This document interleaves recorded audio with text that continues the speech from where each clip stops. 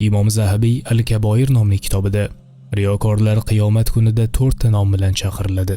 Ey riyokor, ey xiyonatkor, ey fojir, ey ziyonkor.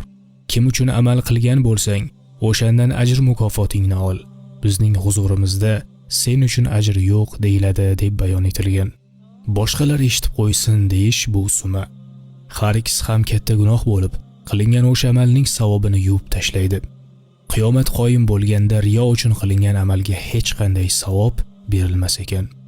Rasululloh sollallohu alayhi va sallam sizlardan qo'rqadigan narsalarning eng qo'rqinchlisi kichik shirk dedilar. Sahobalar ey Allohning rasuli, kichik shirk nima deyishdi?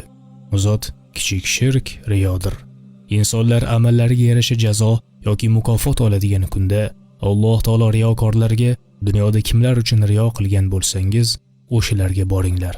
Qaranglarchi, ularning huzurida biron mukofot toparmakansizlar deydi dedilar. Imom Ahmad rivoyat qilgan.